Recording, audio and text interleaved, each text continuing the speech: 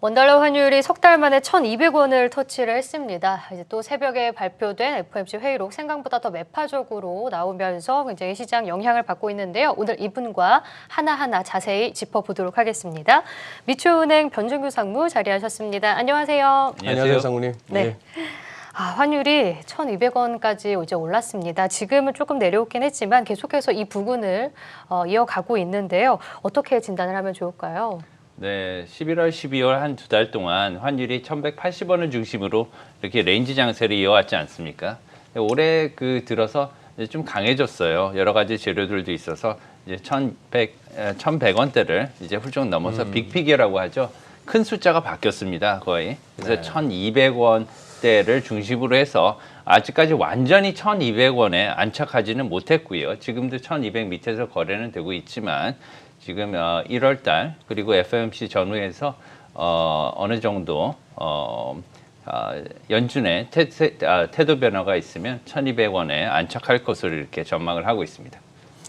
사실 어떻게 보면은 작년 한 해 연초부터 해서 이렇게 시장에서는 달러 약세 전망이 대세를 이루는 와중에 상무님은 뭐 한경와우가 됐건 다른 어떤 채널이 됐건 계속해서 환율 상승에 워닝을 주셨어요. 네. 그런데 지금 이제 현실이 됐는데 네. 궁금한 거는 여기서 위로 훨훨 날아가는 환율까지 눈에 보이시는지 아니면 대충 1,200원대 이제 여기서 좀 이렇게 올라와서 힘겨워 하다가 다시 좀 이렇게 하향 안정으로 보시는지. 예. 이제는 이쯤 이제 한 1년 맞추셨으면 그다음부터는 계속 이제 따라다니게 되거든요. 이제 많이 올랐죠. 환율이 이제 큰 피겨 이제 1,200원을 넘어서는 그 고지 바로 밑에 와 있습니다. 지금 그렇게 말씀드린 이유는 뭐냐면 처음에 이제 테이퍼링과 그다음에 그 이후 금리 인상 미국에 그리고 금리 인상 이후에 일어날 일들이 때문에 환율이 오를 것이라고 이렇게 얘기를 했고요. 네. 그리고 아직도 그러한 강세는 어느 정도 이어질 것으로 보입니다. 특히나 저희가 환율을 보기 전에 다른 요소들을 우선 많이 봐야 되는데요. 미국의 금리, 인플레이션, 고용 상황, 그리고 여러 가지 미국의 재정 문제들 이런 것들을 다 종합적으로 봤을 때 아직까지도 미국의 인플레이션이라든가 아니면 재정 상황에서 볼 때 달러는 강세를 유지할 것으로 이렇게 보이고 있고요. 지금 도표에서 보시듯이 작년 12월 달에 저희가 한 4가지 정도를 환율 변동 영향 요인으로 이렇게 체크를 했었습니다. 네. 12월 달에 1월 달에 한국은행의 금리 인상 여부가 초미의 관심사다 이렇게 얘기를 했었는데 일단은 다음 주 금요일 날 한국은행의 금리 인상은 있을 것으로 이렇게 개인적으로 생각을 하고 있지만 한국은행으로서는 아직 시간이 있습니다. 왜냐하면 한국은행의 그 MPC 금융통화위원회는 2월 달에 또 열리고요. 하지만 3월 달에 가서야 미국의 FOMC는 다시 열리게 되거든요. 그래서 일단 1월 달 FOMC가 열리고 나서도 대응할 수 있는 시간적인 여유가 있습니다. 두 번째를 보시면은 테이퍼링의 속도는 저희가 150억 불에서 한 달 300억 불로 이렇게 인상해서 빨리 끝나지 않을까 이렇게 전망을 했었는데 그건 저희가 이제 확정이 된 거고요. 다음으로 상반기에 강한 인상 메시지를 보여주지 않을까. 그런데 사실은 어떻게 보면은 조금 믹스된 그런 확실한 메시지는 주지 못한 것으로 10월 달에 이렇게 보이지 않았습니까? 그래서 주시장도 좀 오르는 좀 그런 편안해했고. 네. 그래서 약간 뭐 커피로 보면 아보카도 같은 차가운 이런 긴축 메시지에 따뜻한 커피를 부은 것 같은 약간 믹스된 그런 혼조 메시지로 받아들여졌기 때문에 이번에 더 강하게 시장에 충격이 오지 않나 이렇게 생각을 했고 이미 3차례 인상을 올해 예고를 했지만 내년에도 이미 3차례의 금리 인상을 예고한 상황입니다. 미국 연준은. 이런 것들을 좀 생각을 해야 될 것 같아요. 그런데 상무님, 아까 보여주신 표에서 없는 내용이지만 사실 지금 어제 뉴욕장이 움찔한 거나 지금 환율이 이렇게 길길이 뛰는 이유 중에 대차 대조표 정상화 축소 그 부분 네네. 그거 상당히 좀 크게 작용하지 않았습니까? 예, 굉장히 큰 작용으로 지금 하는 것으로 이렇게 네. 생각을 하고요. 미국에서는 상당히 이거에 대해서 포커스를 많이 맞추고 있는 상황입니다. 월가에서는 예, 대차 대조표 정상화가 그 리만 사태 이후에도 있었어요. 그게 코로나 직전 19년도에 완료가 됐었습니다. 이렇게 길게 갖고 갔던 대차 대조표 축소인데요. 지금까지 많은 채권들을 갖다가 담았었습니다. 미국에서 연준에서 지금 원래 한 5조 달러 정도의 그 대차 대조표 상의 채권들을 이렇게 들고 있었는데요. 이거 역시 약 4조 달러가 늘었습니다. 그렇죠. 거의 뭐 배 가까이 이렇게 늘었기 때문에 지금 현재 약 9억 달러 정도 되고 이것이 지금 미국 GDP의 약 40% 이상을 차지하고 있기 때문에 이것을 어떻게 소위 떨어내느냐 그거에 따라 미국의 충격파가 굉장히 커질 것으로 생각이 되고요. 주식뿐만이 아니라 채권 시장에는 지금 굉장히 충격파가 많이 일어나고 예, 있지 않습니까? 예. 금리라든가 이런 것들을 저희가 잘 대비해야 될 것 같습니다.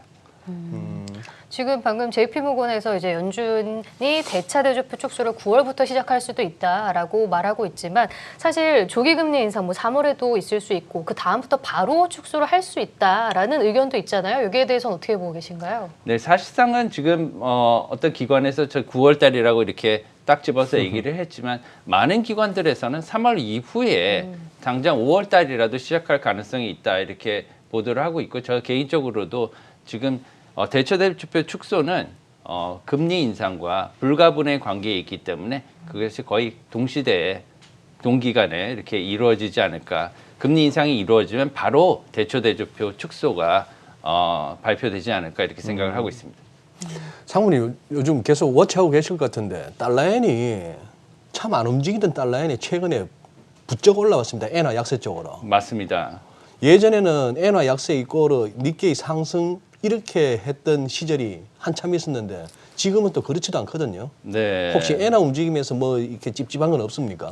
사실은 지금 그 달러 강세 요인 중에 하나가 다른 통화의 약세를 들 수가 있거든요. 네. 예, 달러와 상대적인 그 메이저 통화들 중에 엔화도 있고요, 유로도 있고, 파운드도 있고 여러 그 통화들이 있지만 특히나 유로 그거보다 더 심하게 엔화의 약세 현상이 지금 두드러지게 말씀하신 바와 같이 나타나고 있습니다. 네. 9월 달에 달러 엔 환율이 110엔 정도에서 그 정도였죠. 거래가 됐었거든요. 이것이 지금 116엔까지 올라와 있습니다. 이것 같은 경우에는 굉장히 엔화에 대해서 좀 그 평가 절하가 되고 있는 면이거든요. 이런 이 정도면은 일본 엔화에 대해서 많은 사람들이 좀 불리시하게 생각하고 있지 않다 이렇게 보이고요. 그 반면에 지금 유로도 마찬가지로 어떻게 보면 양적 완화를 갖다가 이제 약간씩 줄여나가는 그런 모습을 보일 때도 됐는데 그렇게 못하는 지금 상황이 있지 않습니까?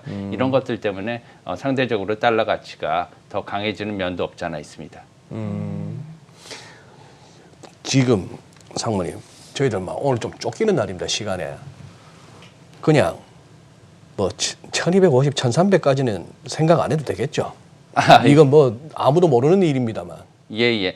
그렇게까지 갑작스럽게 어떤 위험 상황이 특수한 그 비체계적인 위험 상황이 나타나지 않는 비체계적. 다음에 그렇게 되지는 않습니다. 그렇지만 지금 이제 달러 강세 그 여러 가지 요인들과 재료가 있기 때문에 앞으로 2월 달, 3월 달 1, 4분기에서는 강세 전망이 이어질 것으로 생각을 하고요. 1200선 위로 언제가는 특히나 그 FOMC 전후해서 좀 많이 강해질 것으로 이렇게 생각을 하고 특히나 달러 실수요가 있으신 분들은 1월 중순 정도에 아마 사시는 게 좋을 것 같아요. 특히나 다음 주에 금융통화위원회 미팅이 있는데요. 그때 당시에 인상을 하게 되면 좀 더 혼주세가 일어날 겁니다. 그때 필요하신 분들은 이렇게 매수를 하시고요. 이후에는 좀 더 강해질 수 있다 이렇게 말씀을 드립니다. 네. 또 금리 얘기를 좀 해보면요. 10년물 장기금리가 어제 1.7까지 오르지 않았습니까? 네. 그렇기 때문에 원래 한 일주일 전만 해도 이제 이 수익률 평탄화에 대해서 계속 얘기를 했었는데 지금은 또 장기금리가 많이 올라가다 보니까 또 시점이 달라지는 것 같은데 혼란스러운 상황입니다. 이렇게 금리 상승기에는 시장에 어떤 영향을 줄까요?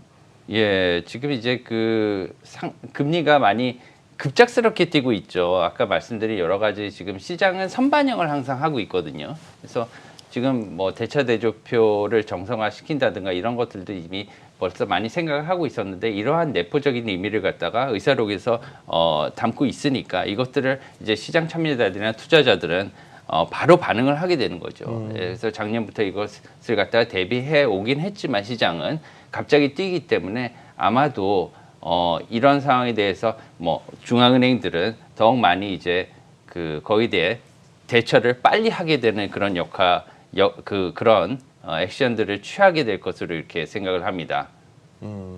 상무님, 그리고 우리 주식 방송에서나 이렇게 자주 듣는 얘기가 어느 정도 환율이 올랐다. 그렇다면 이제 환율이 하락하는 원화 강세가 기대될 만한 레벨에 왔다. 그런 차원에서 환차익까지 기대한 외국인들의 어떤 뭐 귀환. 이 시나리오가 그냥 시나리오입니까? 아니면 현실적으로 그런 메커니즘이 작동하고 있습니까?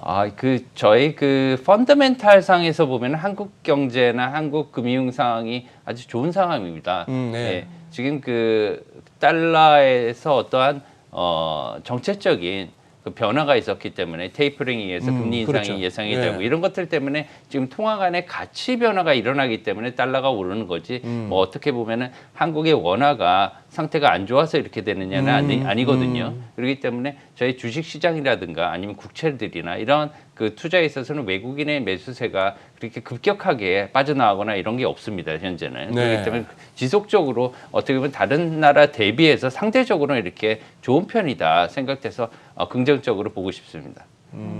그러면 환율이 먼저 꿈틀거리면서 주식시장에 위협이 된다. 뭐 그런 상황은 상무님 뭐 시나리오에는 없으시군요. 네, 그렇게까지 보고 있지는 않습니다.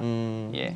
당국이 그렇다고 지금 무슨 뭐 소위 말해서 스무딩이야 늘 있는데 스무딩 오퍼레이션은 속도 조절은 있는데 그렇다고 무슨 뭐 개입을 할 정도의 레벨은 아닌 것 같은데. 왜냐하면 이제 개입을 하게 돼도 정부에서도 부담이 있지 않습니까? 네. 어떻게 보면은 나라 돈으로 이것을 메꿔야 되고요. 그런 것들을 갖다가 지속적으로 할 수는 없습니다. 어떤 시기적으로 이것을 오르는 것을 가치가 오르는 것을 어느 정도 너무 급격하게 오르면 사람들이 너무 불안해하지 않습니까? 그렇기 네. 때문에 그걸 약간 지연하는 효과가 있거든요. 그런 것들은 물론 당연히 해야 되죠. 하지만 어떤 수준을 끌어내린다든가 이런 거는 아마 당국도 생각하지 않지 않을까 이렇게 생각을 하고 있습니다.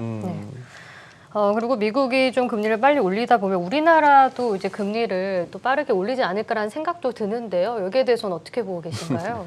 네, 제 개인적으로는 지금 미국의 금리 인상이 올해 3번, 네. 내년 3번 이렇게 예고가 돼 있지 않습니까? 그렇다면은 6번입니다. 6번의 금리 인상을 미국 연준이 한다면 미국 정책 금리의 상단은 1.75%가 되는 겁니다.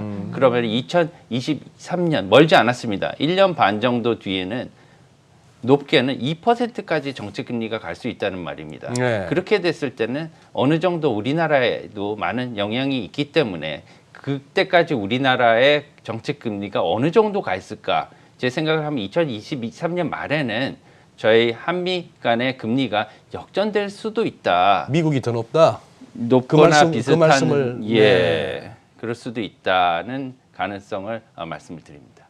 옛날에 금리 높은 나라는 이머징 국가들이었는데 선진국은 금리가 낮았는데 미국이 한국보다 금리가 높은 상황이 된다. 참 뭐 그런 적이 몇 번 있긴 있었는데 과거에도 그렇게 되면 근데 달러 강세가 더 심해지는 거 아닌가요? 그렇다고 봐야 되는 거 아닐까요? 이제 금리 인상 기조가 내년 초까지는 미국에서 굉장히 강하게 일어날 것으로 이렇게 생각이 되기 때문에 달러 약세가 갑자기 이렇게 일어날 것으로는 생각하지 않습니다. 그렇지만 달러 원 환율도 그렇고요. 모든 뭐 주식 가격도 그렇고 채권도 그렇고 이게 등락이 항상 일어나게 돼 있지 않습니까? 네. 고정돼 있지 않기 때문에 가격의 변화에 따라서 매수를 하시고 매도를 하시고 이렇게 하시면 될 것 같아요. 예.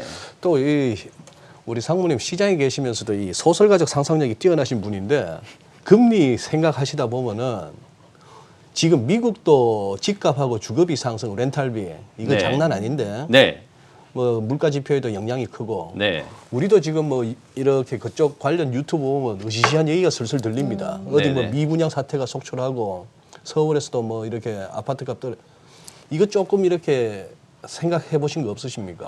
물론 많이 생각을 하고 있죠. 네. 항상 리만 사태하고 많이 비교를 해서 생각을 네. 하고 있었는데요. 제가 저번 시간에도 한번 말씀을 드린 것 같은데 신용 문제와 연결이 됩니다.